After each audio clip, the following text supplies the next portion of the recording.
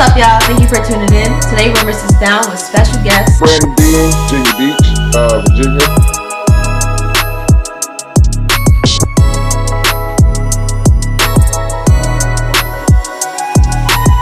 Look who we have here. How you doing, Brandon? Doing all right, doing all right. How you doing? I am well. I'm just happy to have you on. Thank you so much for supporting and even just like being a part of this whole thing. We truly appreciate it. Hey, no problem. Glad to be here. Glad to be here. All right, so we're just gonna jump right into it.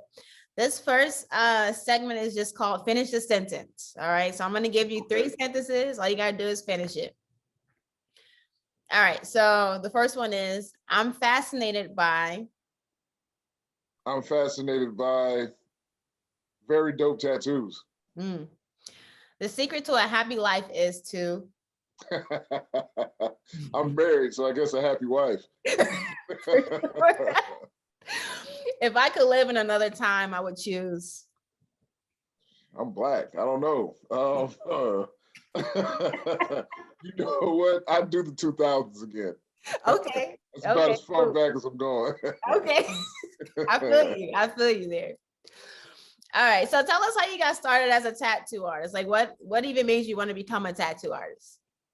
Well, it started back when I was still in the Navy. It was back when I was still a young man. You know, my hair was all black still. So it's around like 2003 is when it kind of really piqued my interest. I lived in Bahrain for a couple of years, and I met a guy named Johnny Renneria. He was in the Navy too, and he's the one who put me on to tattooing. This is around like 2006, and then 2009, I first got into a tattoo shop, and I apprenticed under a guy named George Goss.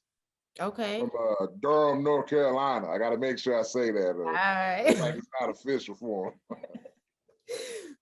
Okay. So the dark skin body art platform, like what made you even start that, that platform, and like, where do you see it going in the future?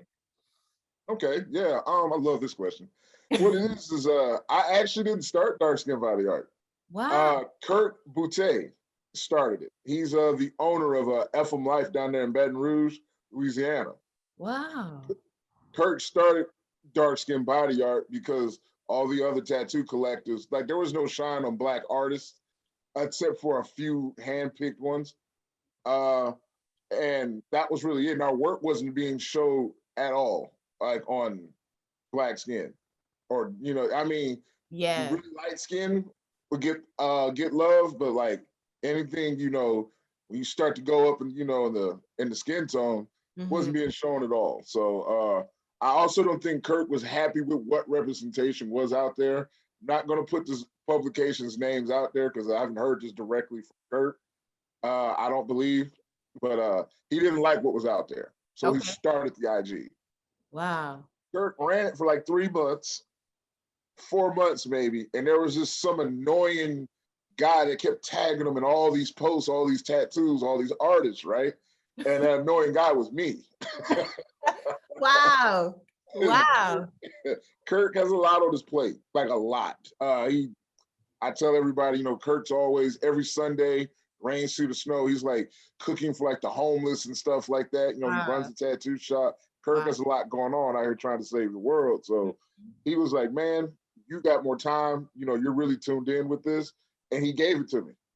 That's amazing. I did not know that. He gave it to me. Like around like the 4th, 5th month, he gave it to me. And I've been running it ever since. Are you serious? Mm-hmm.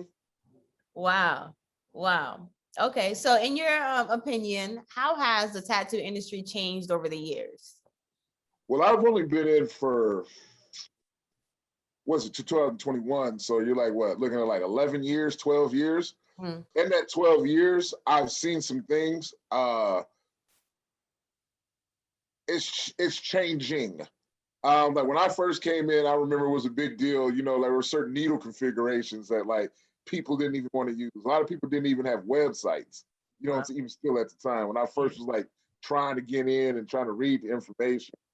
I got a lot of history from my mentor and from like older tattoo artists. Like My Bailey, Gino Belazar. We have a guy that's been tattooing since the 60s out here. His name's Willie Bowman. And they tell me stuff, and it's changed a lot. Wow. A lot. And it's been for the better. It still needs work though. Still needs work. For sure. Yeah, For sure. What would you like I will say it's changed for the better. Okay, what would you like to see more of? I want to see more from the thing as a whole. I would just like to see more representation of tattoos on darker people, you know, on Black people. But to be honest, I also, what I really would like to see is an actual dedicated style that was created by Blacks to come out of tattooing. Like, for instance, Mexicans have they have the Chicano style, black and gray tattooing, right? Mm-hmm. And then you have American traditional tattooing. You have Japanese tattooing. I would like for something to come from Black people style-wise. Like, I want that like more than anything. Yeah. Like, I think that'd just be dope. Like, That's there's a style that came out, you know, and we created it. That's funny. I was just talking to another tattoo artist the other day. Feedback, I believe she goes by. Janae is her name. Mm-hmm. She was just talking about just us having our own style. So that's interesting that you just mentioned that. So let's talk about the client. When a client comes to you with an idea, like which one of those ideas inspire you? I like clients. I don't get a lot of them. It's weird. I like clients that let me do my own thing. Okay. You get the best work from me or pretty much any other artist when you release the reins and let them do their thing. I like those clients. I like clients that come in, they're they ate, they have the money, they've washed. That's a big one that some people have been skipping out on, that have skipped out on. And they're just ready to tattoo. They're happy, cool, ready for a little cool conversation. I always put some weird stuff on TV because that's just me, but it's interesting stuff, and you're just ready to just get some good art, and have a good time, and have a piece that you'd be, honored to wear for the rest of your life. Yeah, for sure. So is that how you get into your zone? You put on like, what do you like to watch? What do you like to put on? Lord, I put on a anime. The more violent, the better for me. I got it. Yeah, so like none of like the shonen joke, like ain't gonna be no Bleach or something. Nah, it's gonna be someone with a body count. Okay. Or I'll put on just like crazy movies, not necessarily crazy, just different movies. Like movies like I'll put on like Hard Candy, The Raid, movies like that, that are just different. Like let the right one in. I'll put stuff on like that, That's dope. That's dope though. Have you ever had do you have a most meaningful tattoo experience? My most meaningful tattoos I've done is the ones I've done on my family, my kids and my wife. Wow. Yeah, those are the ones that I hold like, yeah, that's cool. Tattooing your own kids. Your wife, she was it's meaningful for me because she was wives don't know it, good girlfriends don't know it, but like when you get into a relationship with a tattooer, you're like you're their test person. You know what I'm saying? Figure stuff out. So, they didn't know they signed up for that job, but yeah, that's part of it. They didn't read the fine print in the contract. Your kids are, they're your kids, so. For sure. So how was it tattooing in the, Virginia area? Tattooing in Virginia is pretty cool. We got the biggest naval base in the world here. So, and I work in a street shop. So you never really know what's going to walk through the door. You might get, you'll get a bunch of Pinterest stuff. And then, man, you might get hit with custom traditional tattoos for a week. And then the next week, these guys might want like realistic praying hands or something, because you never know what's coming through the door. It's pretty good here. It's pretty stable too. Stable, okay. Yeah. Okay. We're not oversaturated yet. That's cool. That's cool. My grandmother lives in Portsmouth. I don't know if you heard of Portsmouth. Oh yeah, pizza. Yeah, it's right around the street. Yeah. For sure. And I live in Virginia Beach, so yeah. Yeah, my mom lives in Yorktown, so I'm pretty familiar with Virginia. Yeah. Oh, Yorktown's a little ways out from me. That's where the weapon station's at. That's where the weapon station's at. Yeah, for the Navy, yeah. Okay, cool. So part of our mission is to promote the importance of self-love. Like how would you say you focus on yourself from time to time? Like what do you do for you? Me, I just recently started working back out. You know, the whole health is wealth thing, is really bad. And like, I'm 42, so I can't just be sitting out here, looking like a whole couch potato with dad bod anymore. I gotta get myself back up, But that I think knowledge of self is a really big thing. Um, I've noticed a lot of people, and I don't mean like more so like, like they have like a lot of 5%ers, hold knowledge of self. I don't necessarily mean it like that. I mean just knowing your worth, understanding what you like, what makes you happy, knowing your history, being understanding the plight of like people around you, even if you don't agree with it, you still like you understand it, you get it. Things like that. Like that I think is what, that's what really it is for me, and self-love. Because when you have that knowledge, I mean, you can't help but love yourself. Yep. Because you know you. Yep. You understand other people and you bring that good, you put that good energy out, it comes back. For sure. Do you ever struggle mentally?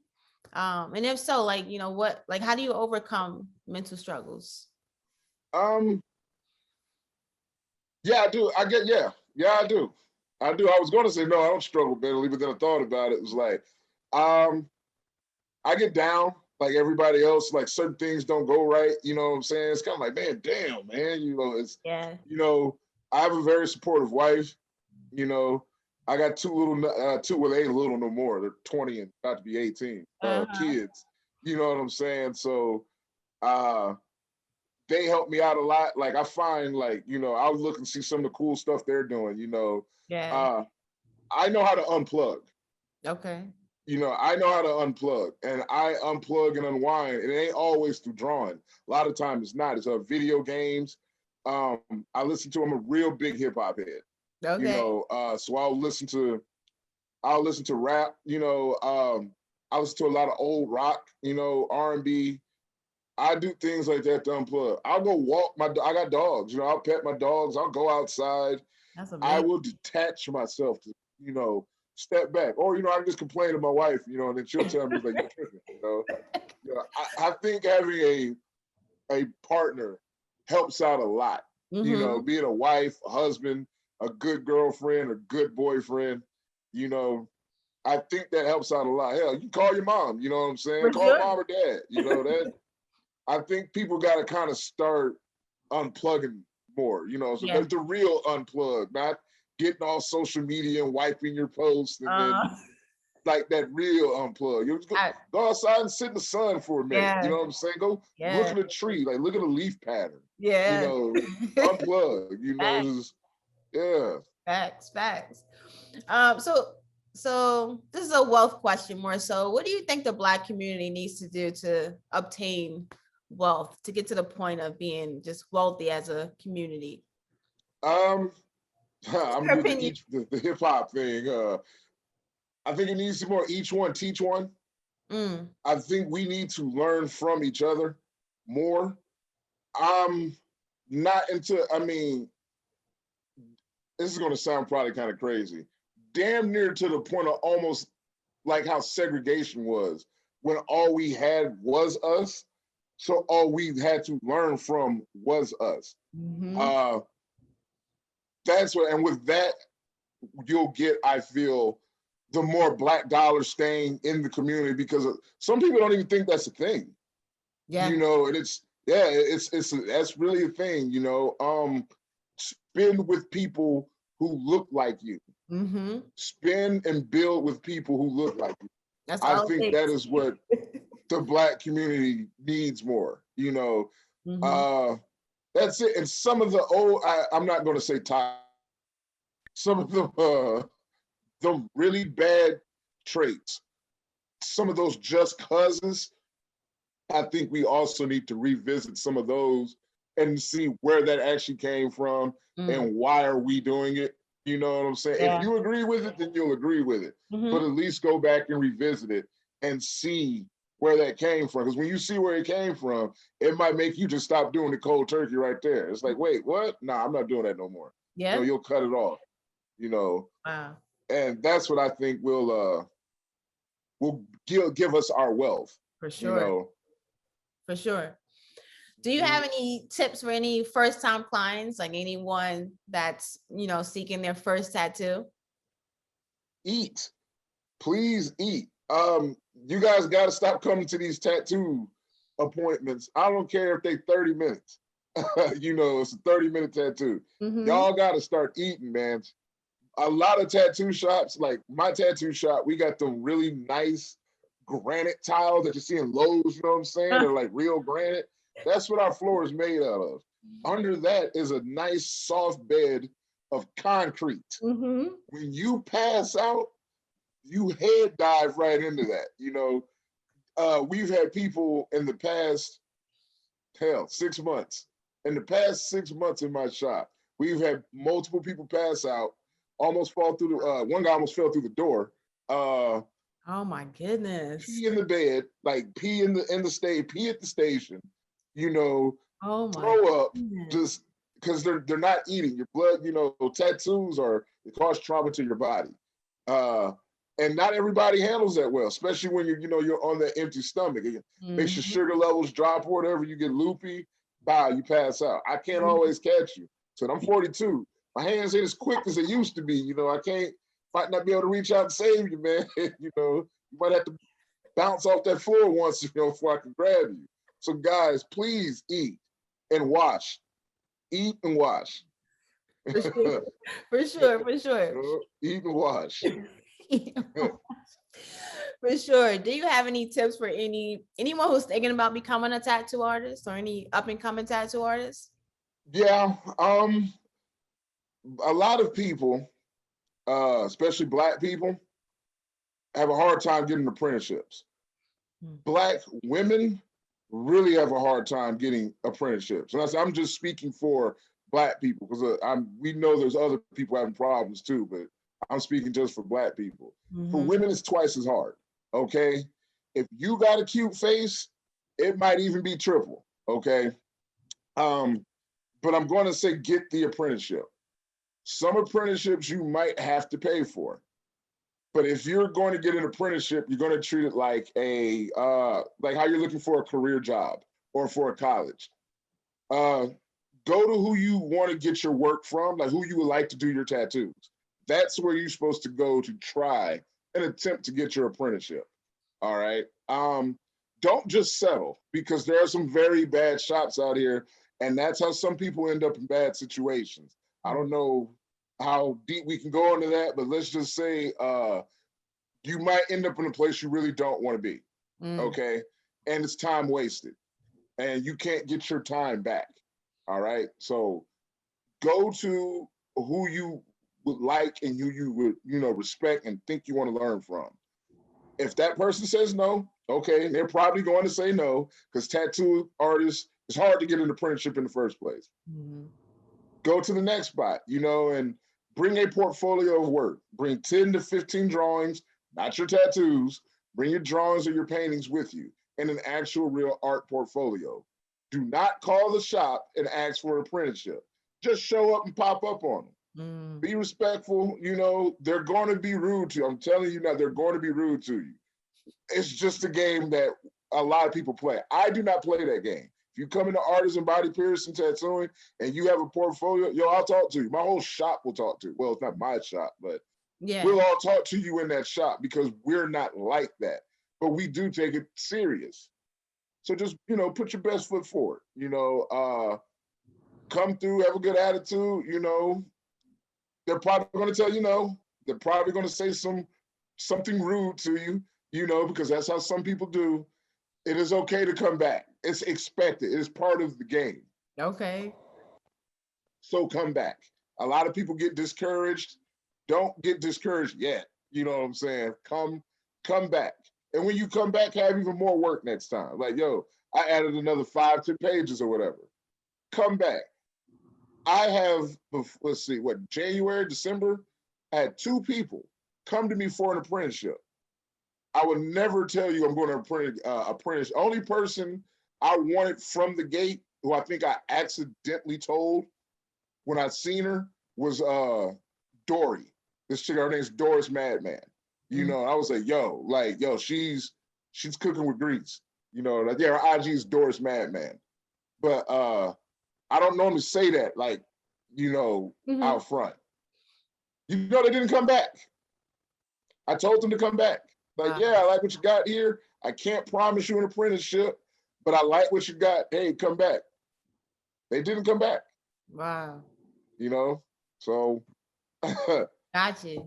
So Yeah. make sure y'all going back. Make sure y'all are. Come back. Yeah, they tell you to come. We tell you to come back. Come back. We tell you to draw something. That's saying that they like. They see the potential. We gonna see where you at. A lot of people look at tattooing.